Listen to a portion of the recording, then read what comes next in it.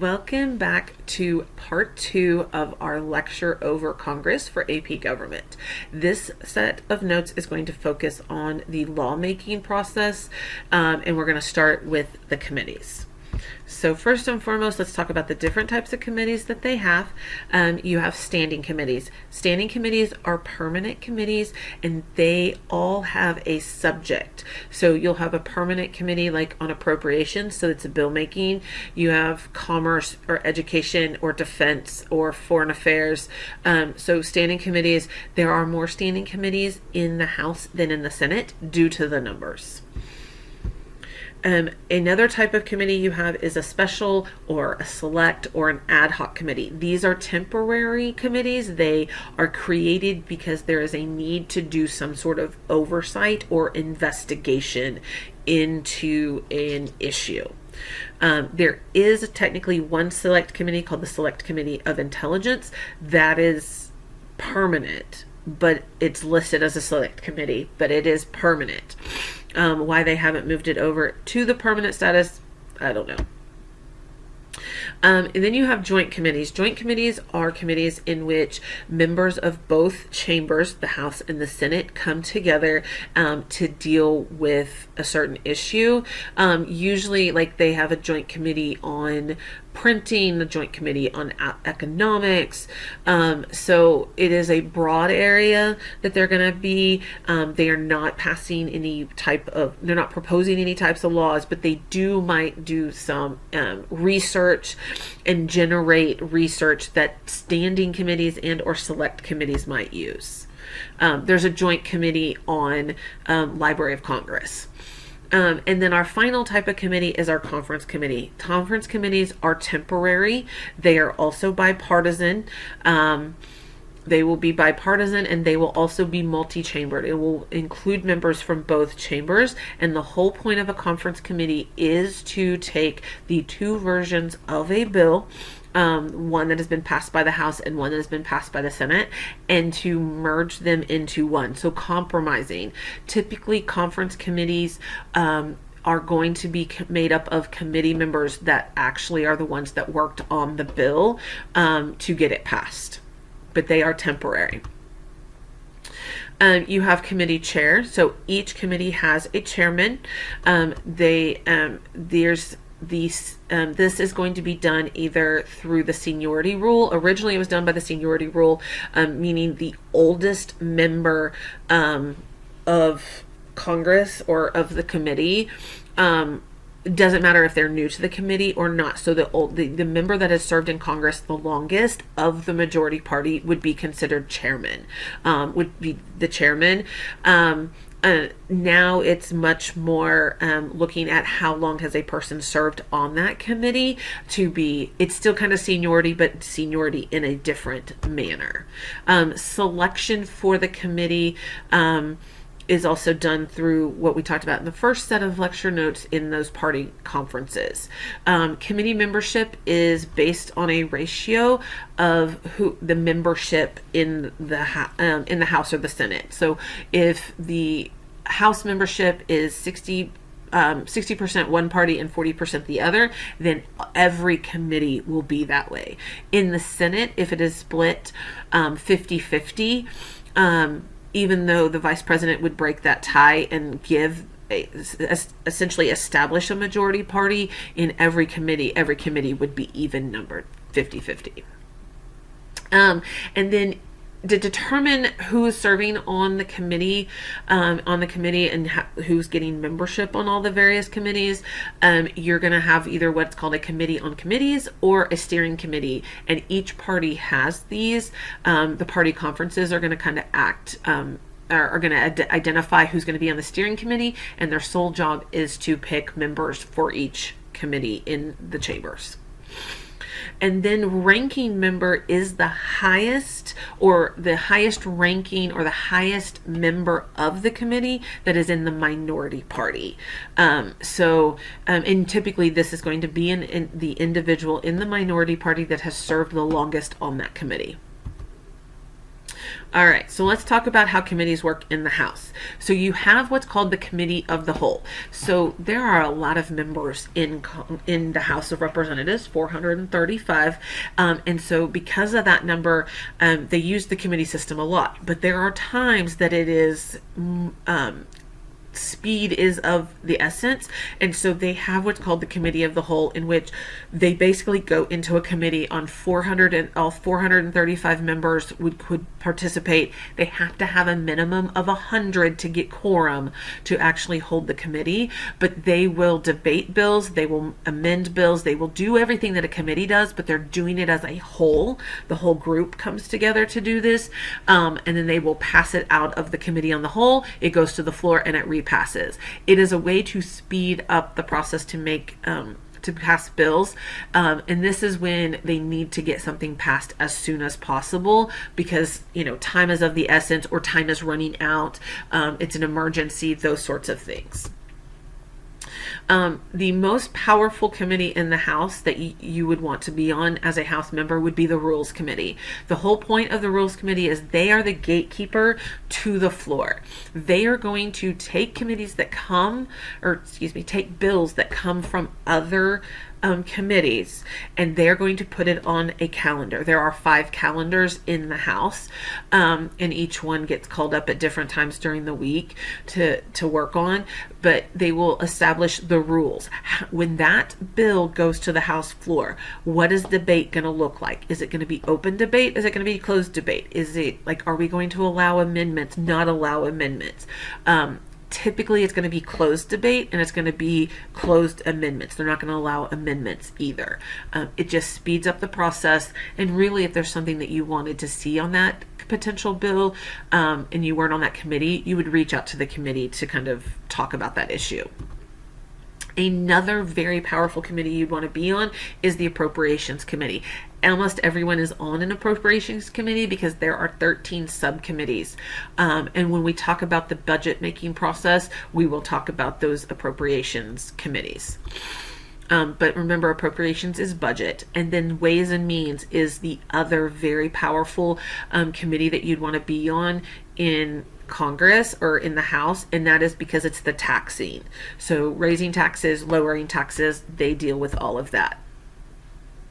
And another very important committee you would want to be on is Armed Services. They are the ones who are establishing for the House. They're going to establish the rules that the military are going to lead under, the organization, those sorts of things. But that, if you are thinking higher office, being on Armed Services can give you a lot of credentials, give you some good experience as you move up, especially if you're eventually eyeing potentially a future at the presidency. On the Senate side, you have Appropriations is your power committee. That's your budget. Same thing. They're going to establish the budget for the 13 different areas of the federal government. And then Finance. Finance is the tax committee in the Senate. So again, you would want to be on that because you get to go back to your constituents and say, hey, look, this is what I got for the committee or for the district. Judiciary is another powerful committee you'd want to be on, because they're the ones who are establishing the structure of the courts, but they approve nominations for the courts. The House is not involved in that nomination process, but the Senate is. So if you're in the Senate, you want to potentially have a big influence on what the courts are going to look like for the next 20 plus years. Judiciary Committee is where you want to be. Judiciary Committee also handles they will also be dealing with potential in running the impeachment trial as well. Armed Services also, because this is dealing with the military, but again on this one it's the nomination of your Secretary of the Navy, Secretary of the Air Force, Secretary of the Army. It is your generals, nominations for generals, nominations for the Department of Defense Secretary, as well as the makeup and the rules.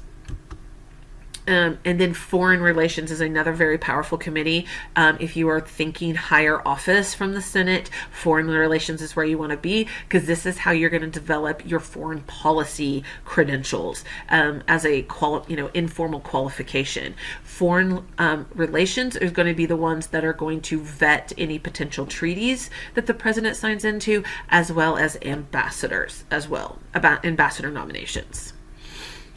So let's talk legislative process now. So let's walk through the House. So we're going to propose a bill. The bill gets introduced, it gets read, it gets a number. From there, the Speaker of the House will determine what standing committee it's going to go to. The Speaker of the House can put it into more than one committee. They can make it concurrent, like the committees are hearing it multiple times. It may have to be consecutive. One committee hears it, then it goes to another. They can break up the bill and have each committee look at only certain parts. It then means that the speaker will have to kind of hammer it all back together before it goes to the floor.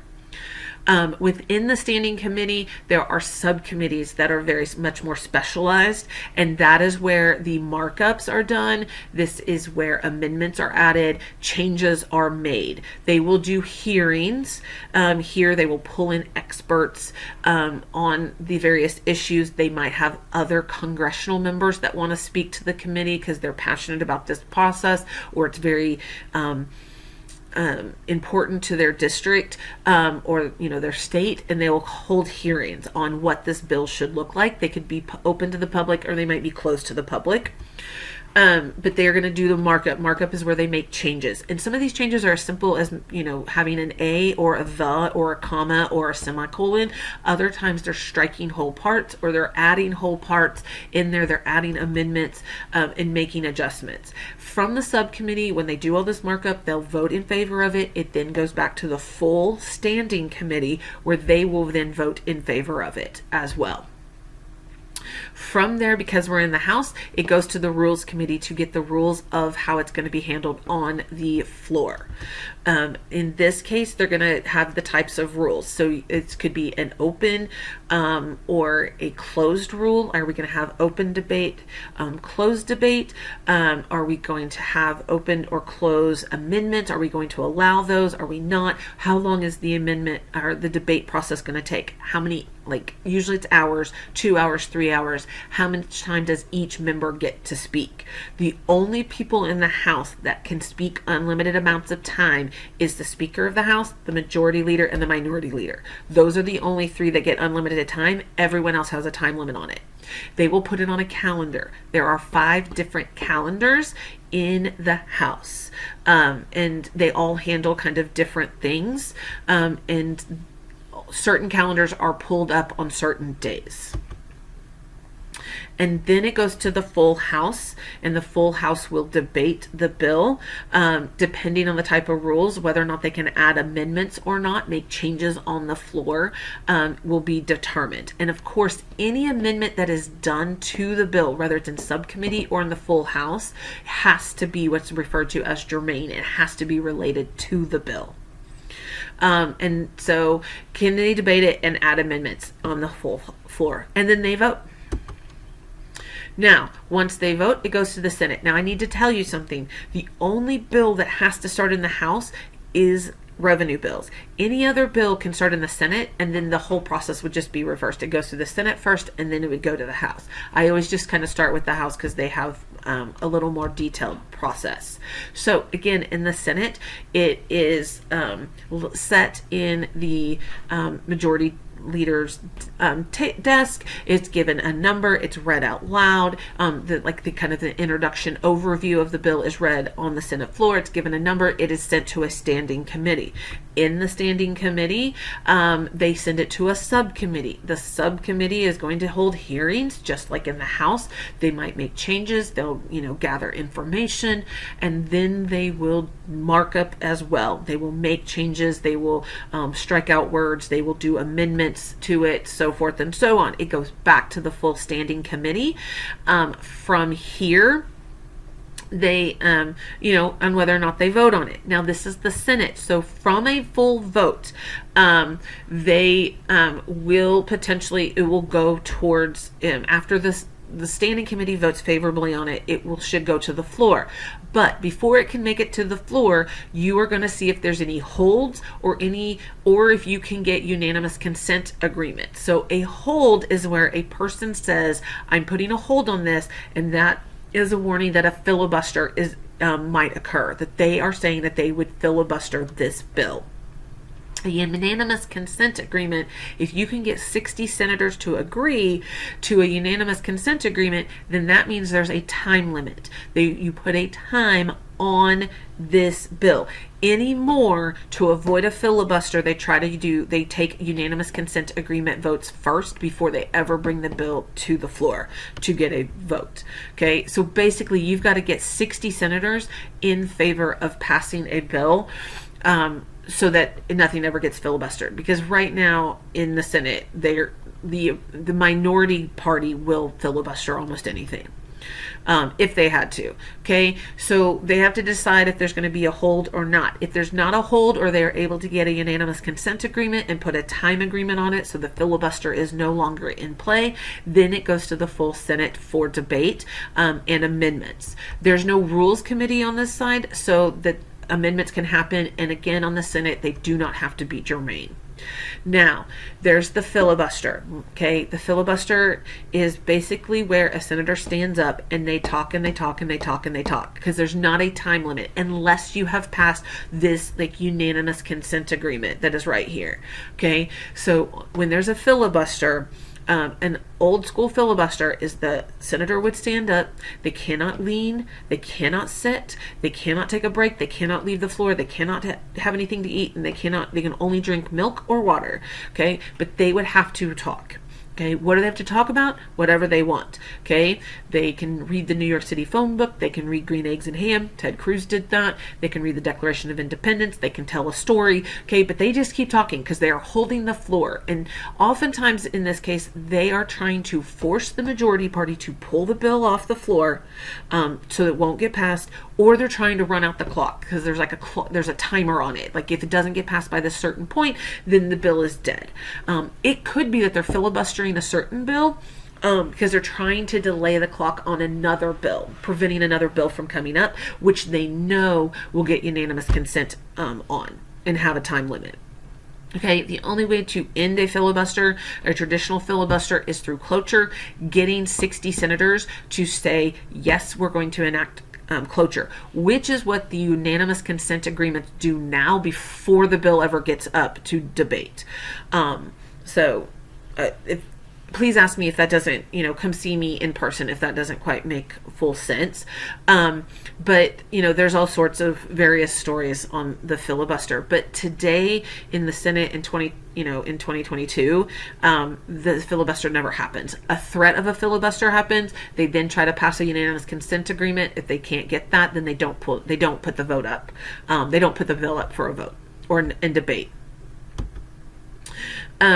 They can do riders, so they can attach amendments to this as a rider, and it can be anything to kind of sweeten the deal to get people to vote in favor of this. So this is where a lot of log rolling may take place. It might be pork barrel is being added in.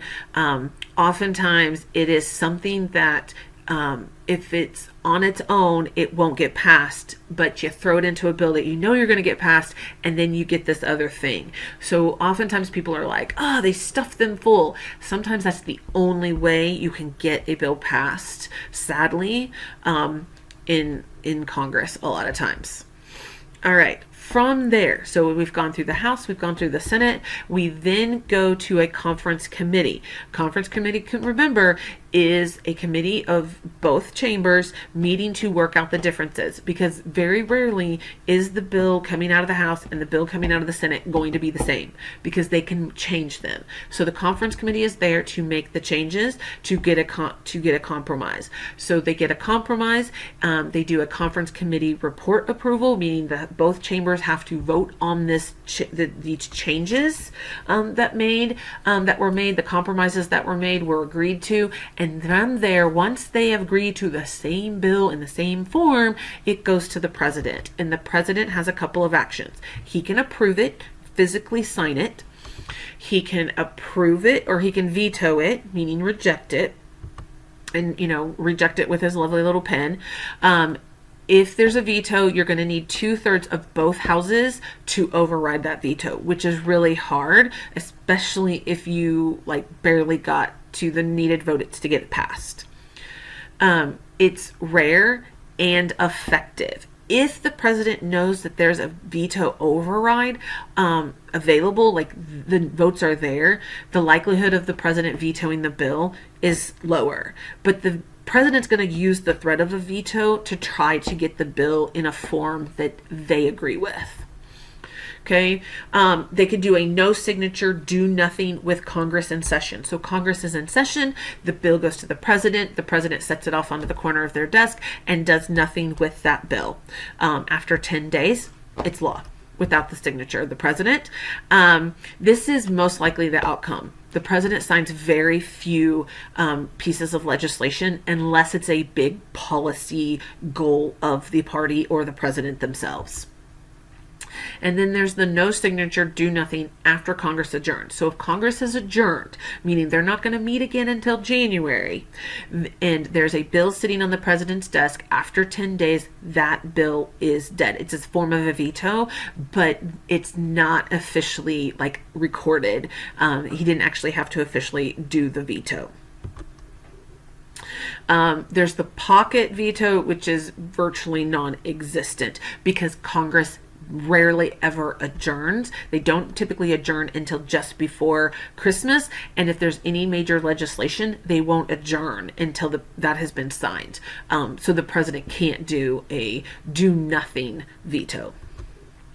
Okay, real quick, one thing I did forget to mention in the committees, when we talk about in the House and the Senate, the committee chairman can do what is called a table. And all that means is there's a bill that the chairman doesn't want to talk about. Maybe it's been proposed by the opposing party. Maybe it is something they don't agree with. And they're going to table it, which means they stick it on a shelf and they ignore it. And it never comes out of committee. Many, many bills die in committee. Okay? So go back and add that into your notes. Public policy versus the law. So is there a difference? Yes. Public policy is a big structure. Okay. Public policy is made up of many smaller laws. So when you look at the healthcare law, there were many laws that made up the ACA that they had to pass to get the ACA together. Okay, so when we talk public policy, that is public policy on immigration. There are many laws that make up the public policy of immigration or education or commerce or, defense. So public policy is the very broad term that many laws fall under, that are all supporting the idea, the ultimate goal of the policy. Okay, that wraps up our second set of notes for Congress. Again, if you have any questions, come see me, and don't do anything too stupid. Bye, guys.